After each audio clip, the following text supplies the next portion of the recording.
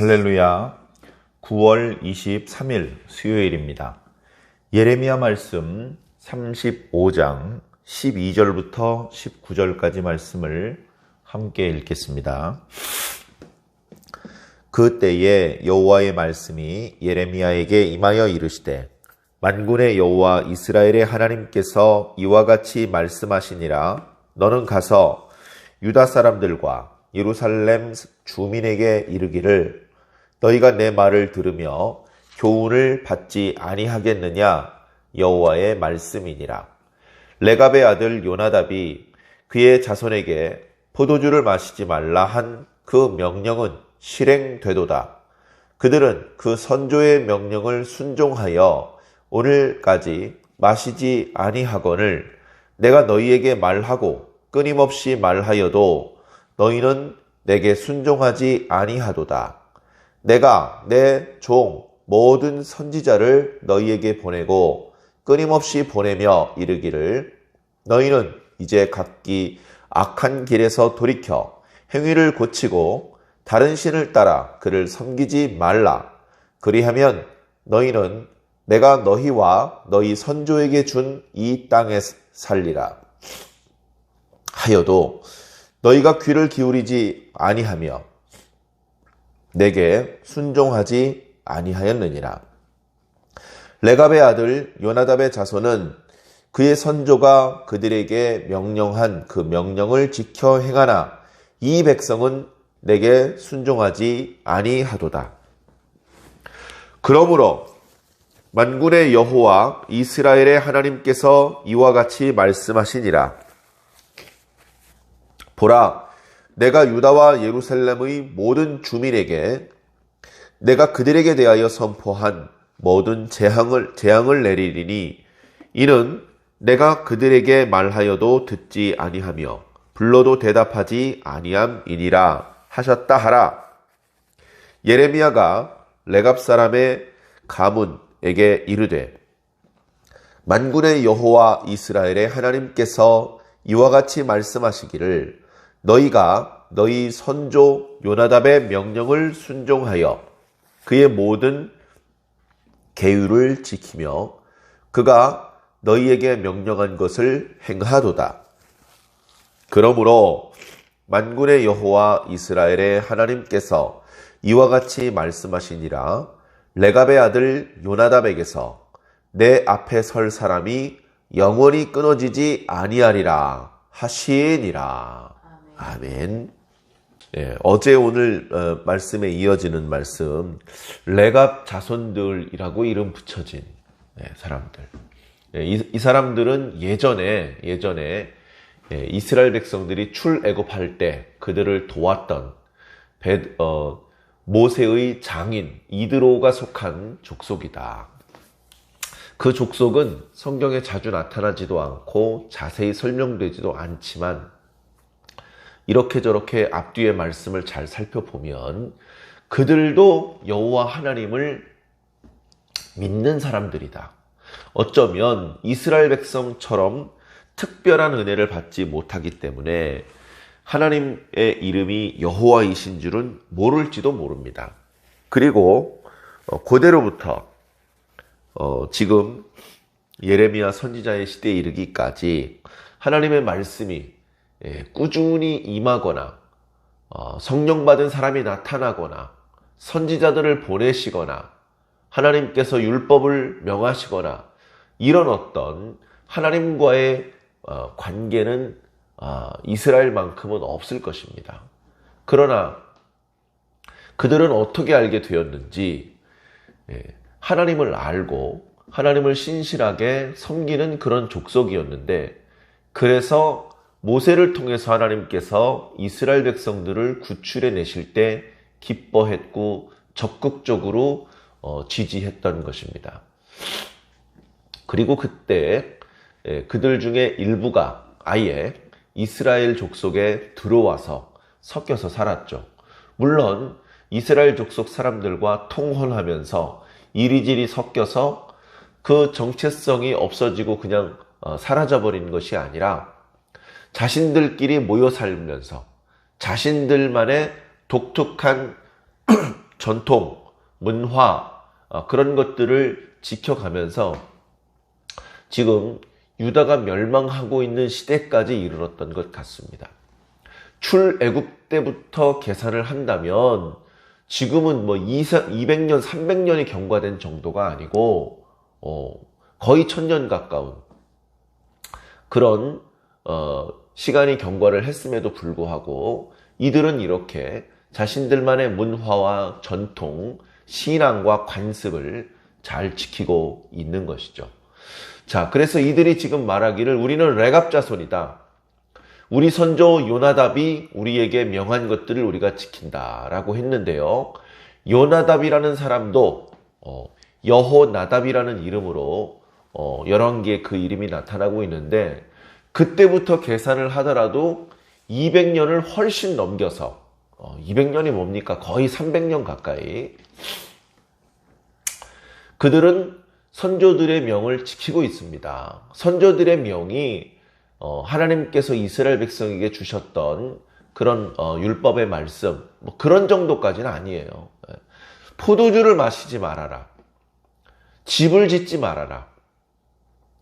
그리고 파종하지 말아라. 그리고 포도원을 소유하지 말아라. 이런 계명이죠. 단순히 집을 짓지 말아라, 천막에 살아라. 이제 그런 의미가 아니고 그런 선조 요나답의 지시에는 어떤 의미가 들어있느냐? 농경, 정착, 우상숭배 문화의 피해를 너희들이 받지 말아라. 매우 불편하고 매우 답답하고 아쉬움이 많겠지만 광야에서 살고 장막을 치면서 살고 유목 생활을 해라. 그러면 너희들이 장수할 것이다. 이제 그런 내용의 유언이 전달되어져 내려오는 것이죠. 자, 중요한 건 뭡니까? 그 유언이 지켜지고 있다는 겁니다. 200년이 넘도록. 끊임없이 하나님께서 당신의 종들을 통해서 말씀해 주셨던 그런 상황.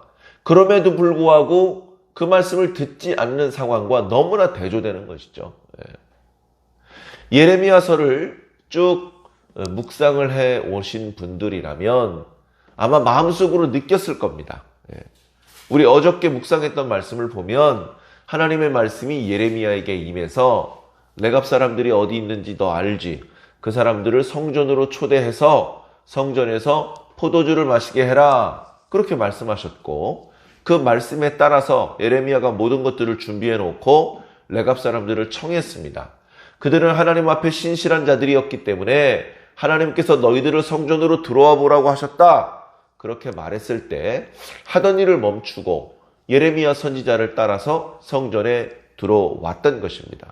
그래서 모여서 앉았는데 포도주를 마시라 그러니까 하나님께서 부르셨다. 성전으로 오라고 하신다. 그리고 그 말을 전하는 사람이 자신들이 신뢰하는 예레미야 선지자의 말씀이었는데 그래서 모든 것들을 접고 성전에 모였는데 포도주를 마시라고 하니까 적잖이 당황하면서 그러나 단호하게 우리는 이 포도주를 마시지 않겠습니다. 이유는 우리 선조 요나답이 이런 유언을 내렸고 우리는 200년이 넘도록 그 유언을 지키면서 살았기 때문입니다. 이렇게 단호하게 이야기를 하는 그 장면을 딱 보면서 하나님의 말씀이 이제 임하겠구나.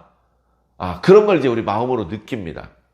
우리 그동안 보면 선지자가 크게 실망하면서 길을 걸어갈 때도 하나님의 말씀이 임했고 시위대들에 갇혀 있을 때도 하나님의 말씀이 임했고 거짓 선지자가 예레미야의 몸에 이렇게 있던 그 멍에를 꺾어버릴 때도 그 순간에도 하나님의 말씀이 임했거든요.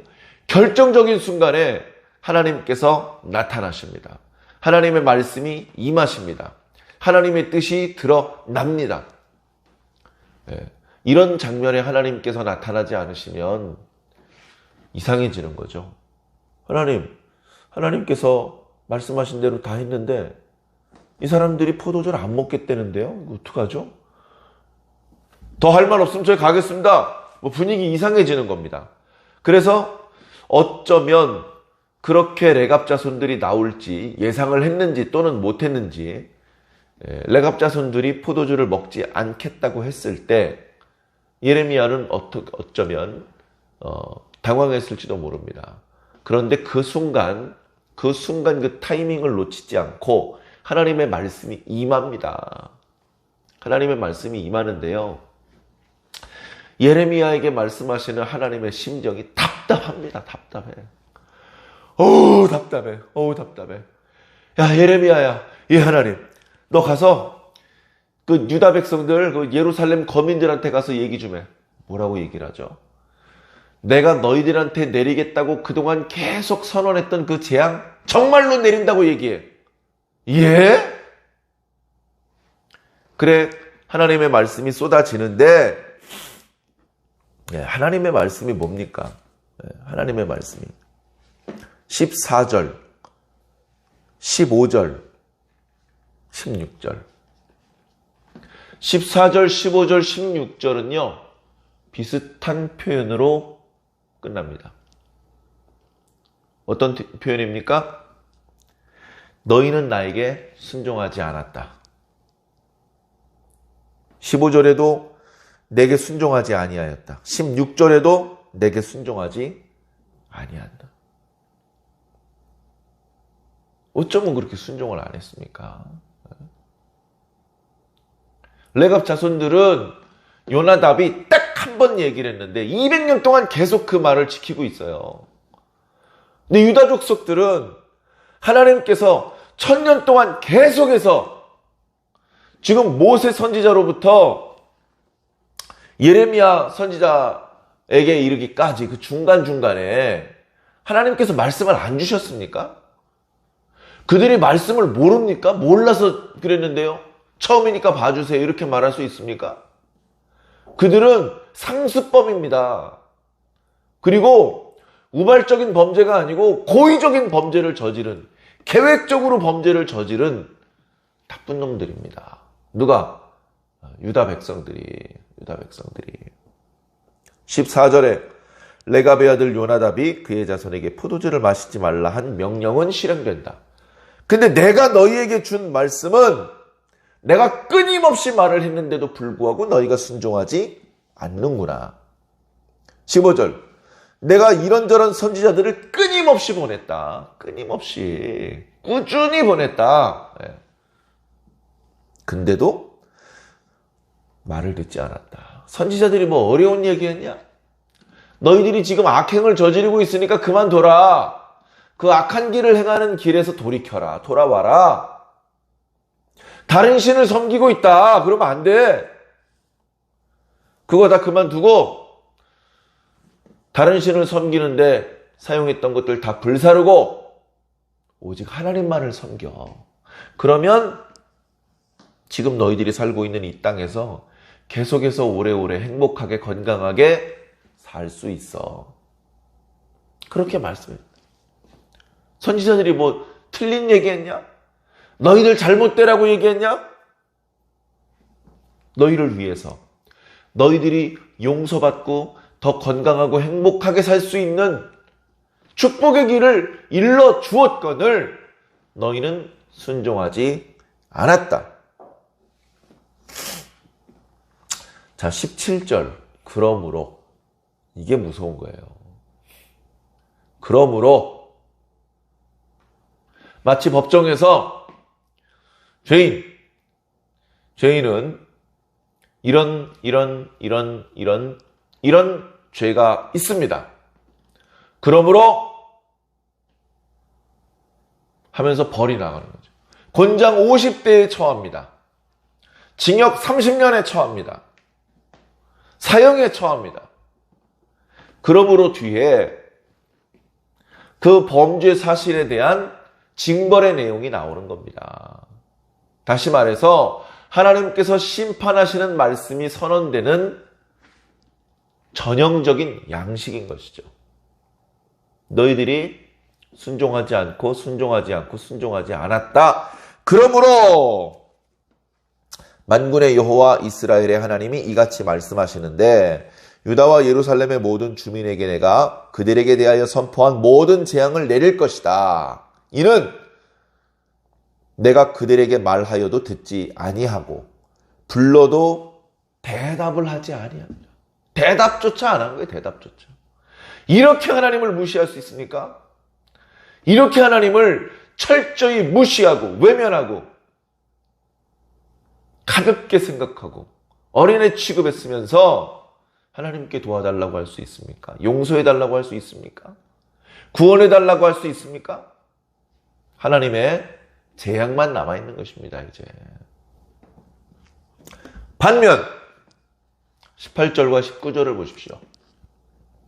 예레미야가 레갑 자손들을 향해서 말합니다. 왜? 그들에게는 이런 말씀을 전하라는 하나님의 말씀이 예레미야에게 임했기 때문입니다. 양식이 비슷해요. 18절 너희는 이렇게 살았도다. 19절 그러므로 너희는 이렇게 될 것이다.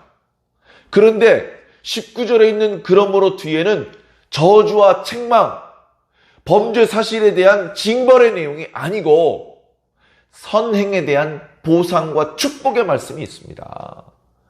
그러니까 17절에 있던 그러므로와 똑같은 단어 그러므로가 19절에 쓰여져 있지만 그 표현 뒤에 반드시 재앙의 말씀이 오는 것은 아닌가 봅니다. 그 말씀 뒤에는 축복의 말씀이 올 수도 있는가 봅니다. 레갑 자손들은 축복을 받습니다. 자, 18절 여호와 이스라엘의 하나님께서 이와 같이 말씀하시기를 너희가 너희 선조 요나답의 명령을 순종하여 그의 모든 규율을 지키며 너희가 그의 명한 것을 행하도다. 너희들이 내가 준 계명을 지켰도다가 아니에요. 모세를 통해서 준 그 율법을 너희가 성실히 지켰구나 이런 표현이 아니고요. 너희 조상 요나답의 말을 너희가 잘 준행하고 있구나 이런 말입니다. 그럼에도 불구하고 복을 주시는 거예요. 네. 그들은 신실한 사람들이기 때문에. 19절에 그러므로 만군의 여호와 이스라엘의 하나님께서 이와 같이 말씀하시니라. 레갑의 아들 요나답에게서 내 앞에 설 사람이 영원히 끊어지지 아니하리라. 네.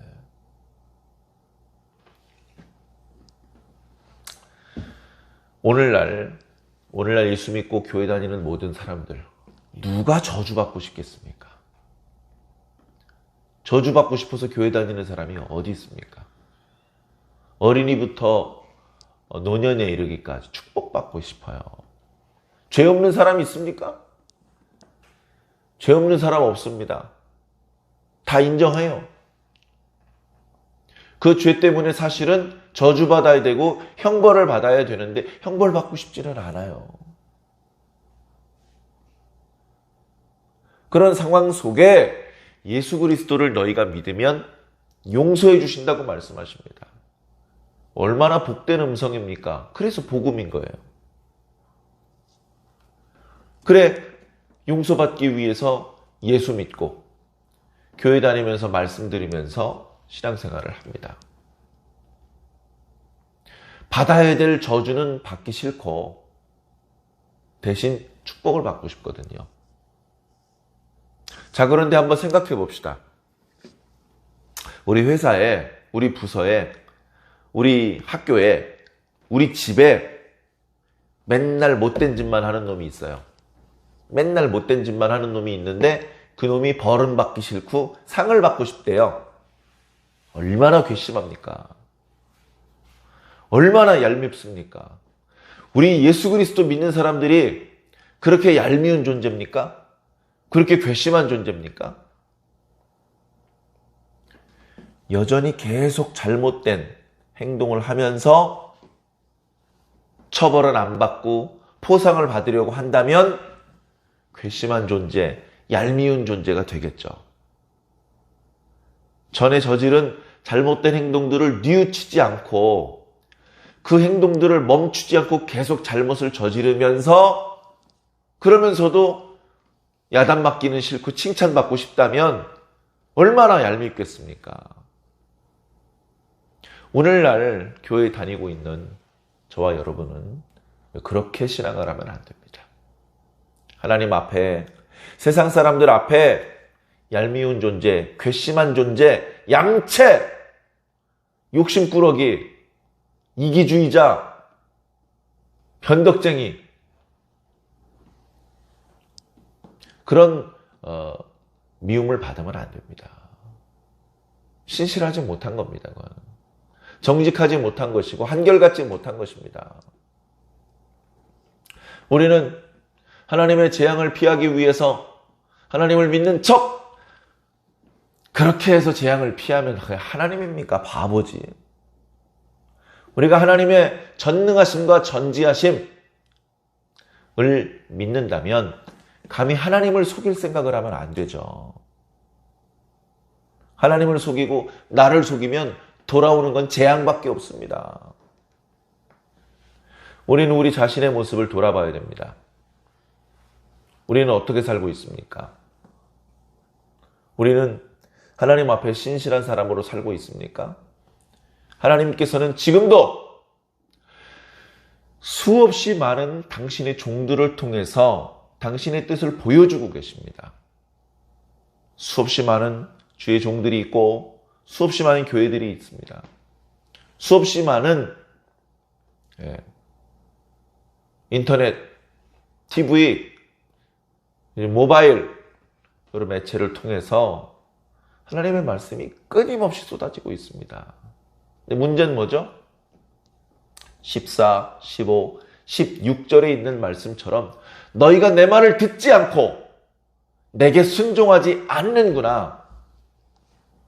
심지어 불러도 대답이 없구나.